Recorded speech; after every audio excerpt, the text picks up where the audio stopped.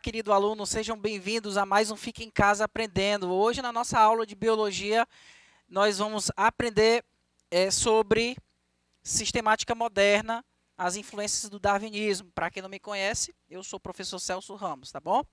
Gente, dentro dessa aula, nós vamos falar sobre os precursores históricos, né, que estão aí envolvidos com relação às influências do darwinismo aí dentro da sistemática moderna.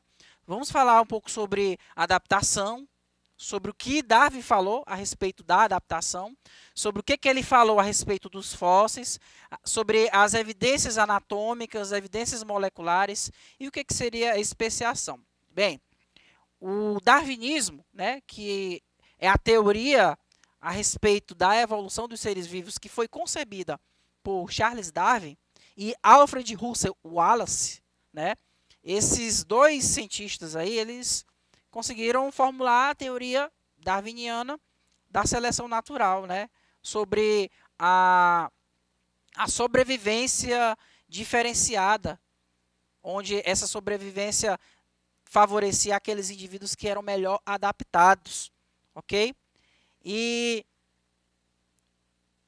os precursores históricos aqui, né, a sistemática tem como objetivo principal descrever a diversidade biológica, classificar os seres vivos e explicar os mecanismos responsáveis pela diversidade biológica.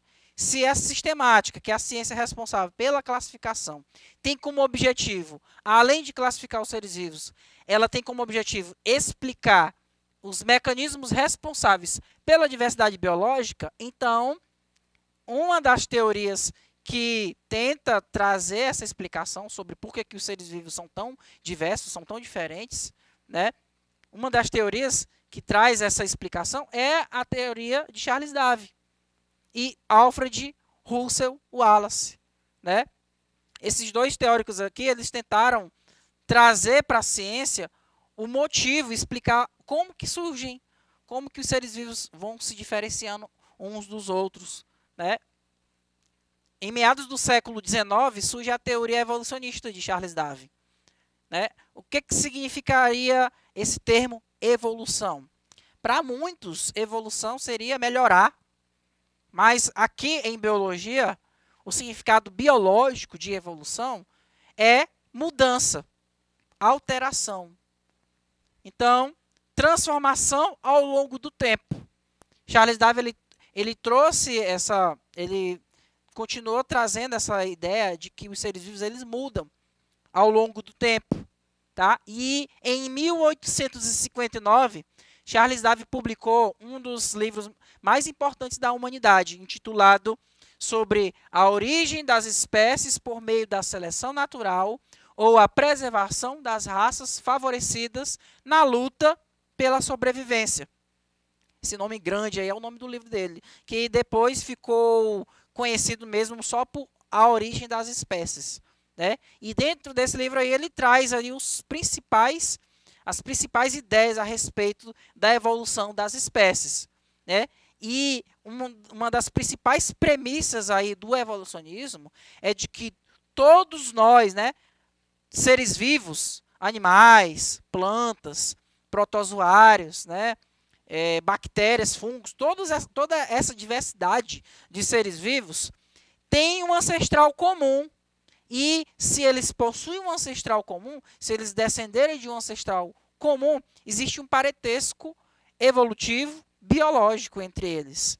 Charles Darwin tentou representar isso por meio de uma árvore genealógica.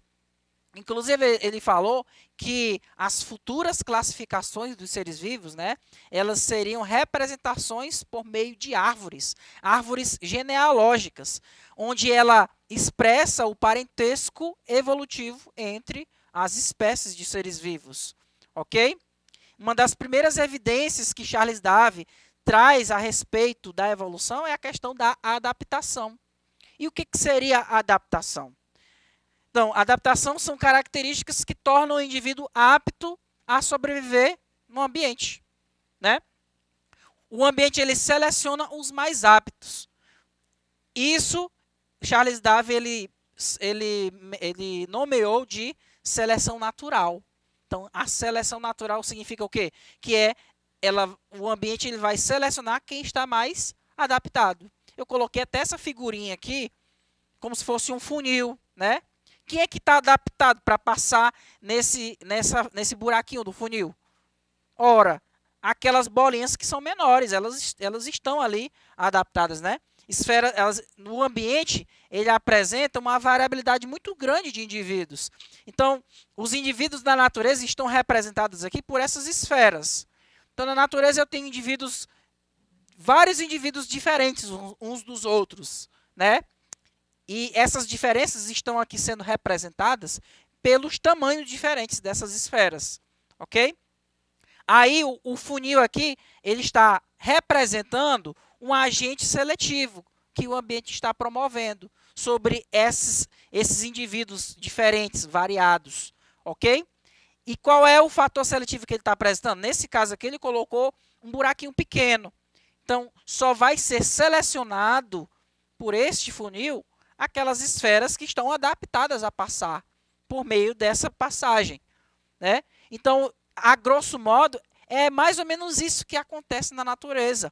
O ambiente, ele impõe uma realidade e aqueles seres vivos que estão adaptados, que possuem características neles, características biológicas, que promovem a adaptabilidade, que tornam eles aptos a sobreviver no ambiente, eles conseguem sobreviver e passar essa característica adaptativa para as futuras gerações.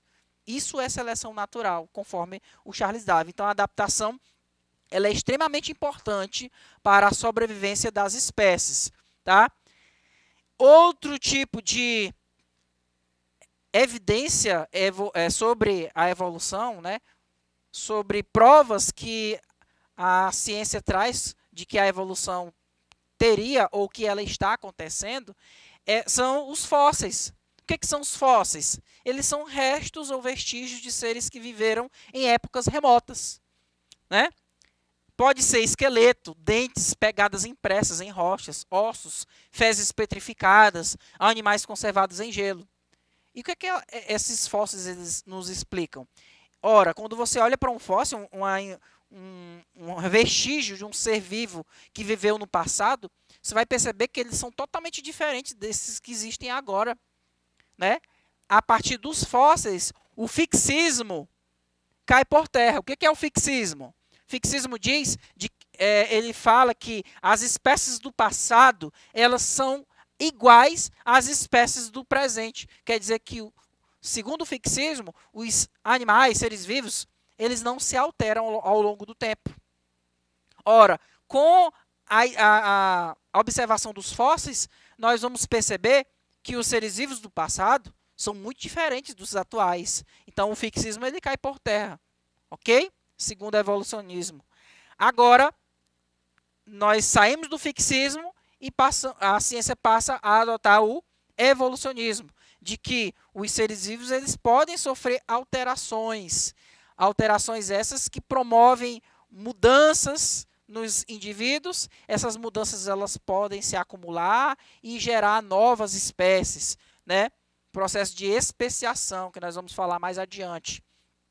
Outra evidência da evolução, segundo a ciência, seria as evidências anatômicas, né? As semelhanças que existem entre os órgãos de alguns seres vivos constitui como indício de que exista ancestralidade entre esses indivíduos. Ora, se eu olho, por exemplo, para um macaco de uma determinada espécie e comparo com um macaco de uma outra espécie, eu percebo que, embora sejam de espécies diferentes, tem uma semelhança entre eles. Se tem semelhança, segundo o evolucionismo, quer dizer que esses indivíduos que são semelhantes, que têm características anatômicas semelhantes, quer dizer que eles têm ali parentesco evolutivo, biológico entre eles. Uma das evidências anatômicas que são levadas em consideração são o que a gente chama de órgãos homólogos. O que seria órgão homólogo? Ora, um órgão homólogo é um órgão que tem uma mesma origem embrionária, que pode ter funções diferentes. Se você, por exemplo, comparar o braço de um ser humano com a barbatana de um golfinho, comparar com a asa de um morcego ou com a asa de uma ave, você vai perceber que eles possuem ossos que têm ossos semelhantes, né? E alguns órgãos que são correspondentes. Isso é o que a gente chama de homologia.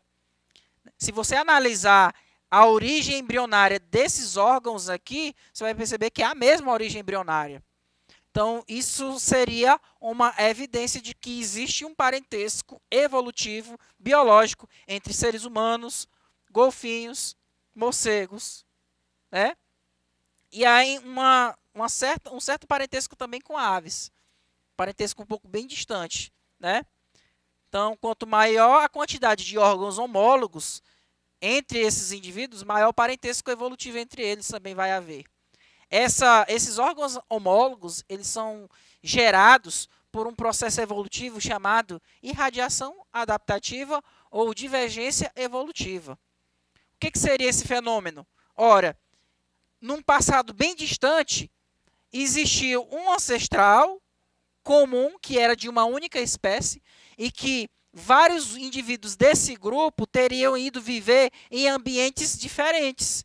E esses ambientes diferentes colocaram a esses indivíduos situações evolutivas diferentes.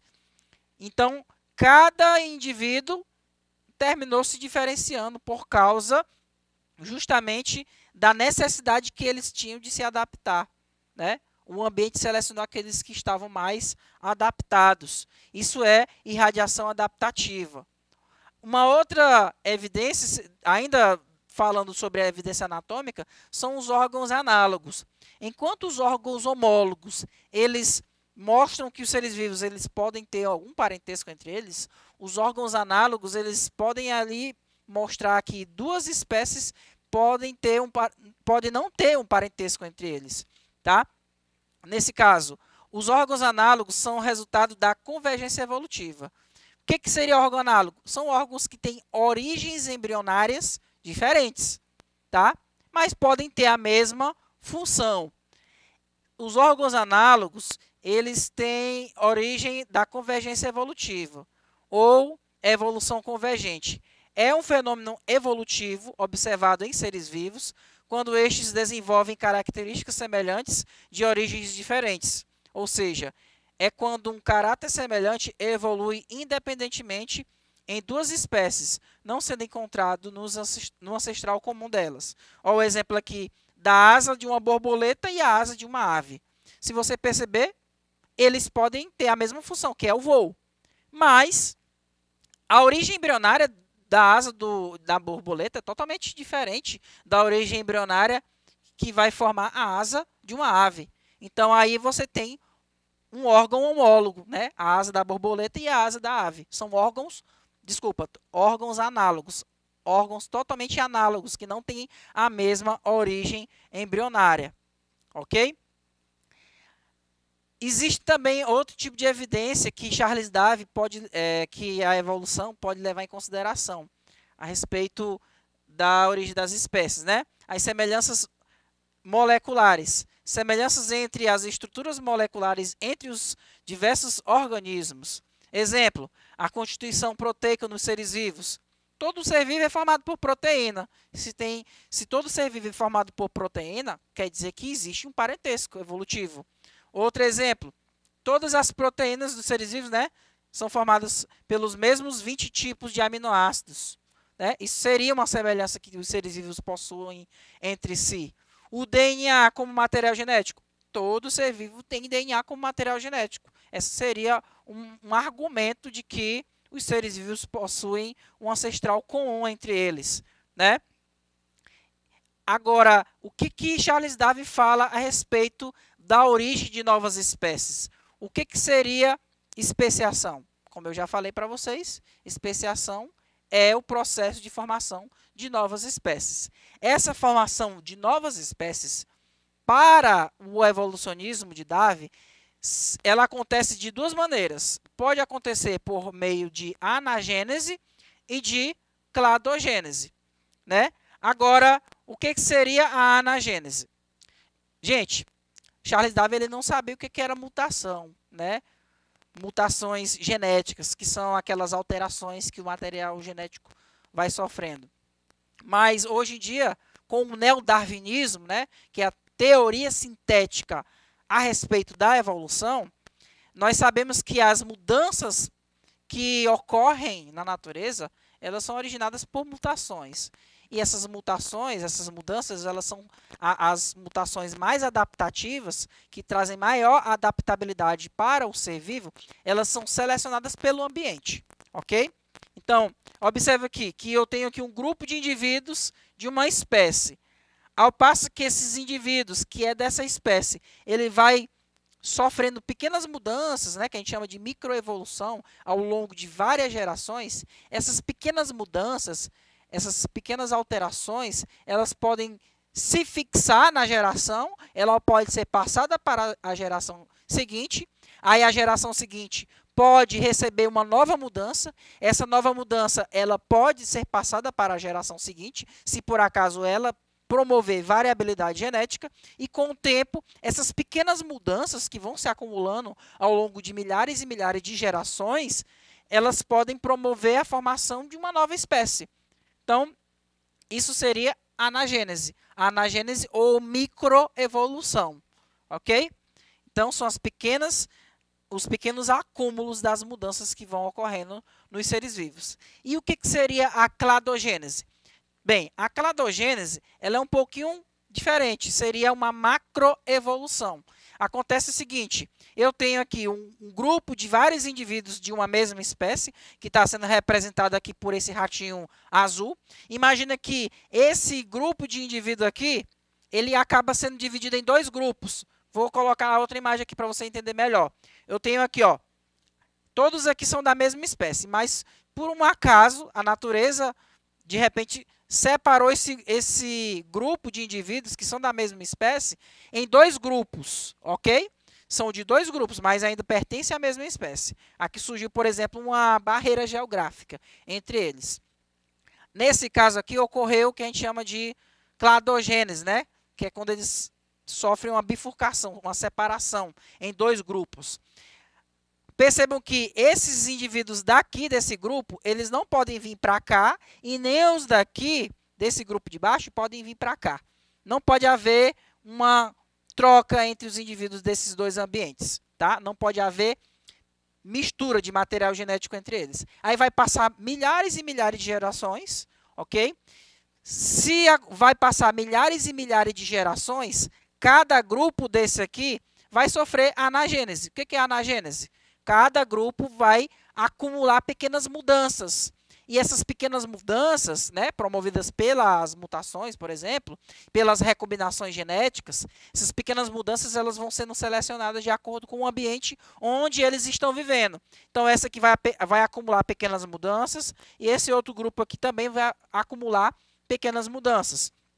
No final de milhares e milhares de gerações, vai chegar um momento de que os indivíduos que era desse primeiro grupo aqui, estarão totalmente formados por grupos que é um grupo de indivíduos totalmente diferente, que tem características diferentes desse outro indivíduo, desse outro grupo. E como é que eu vou saber que foram originadas duas espécies diferentes desse grupo? Se por acaso um indivíduo desse grupo se juntar e tentar cruzar com o indivíduo desse outro grupo, eles não vão poder promover reprodução entre si, porque aí aconteceu o isolamento reprodutivo entre esses indivíduos. E aí nós chegamos à conclusão de que a partir dessa espécie ancestral foram formados duas novas espécies. É isso o que a teoria do evolucionismo de Charles Darwin fala a respeito de como que novas espécies são formadas aí no processo de especiação. Por aí, é por meio disso que Charles Darwin ele representou as cladogêneses, que são essas bifurcações aqui das árvores genealógicas, ele representou por meio dessa árvore aí. Ok, pessoal? Espero que todos tenham entendido a aula de hoje. Tá? Aconselho que vocês continuem estudando, procurem responder alguns exercícios, seja da internet ou de livros, e aguardo vocês na próxima aula. Tchau, tchau.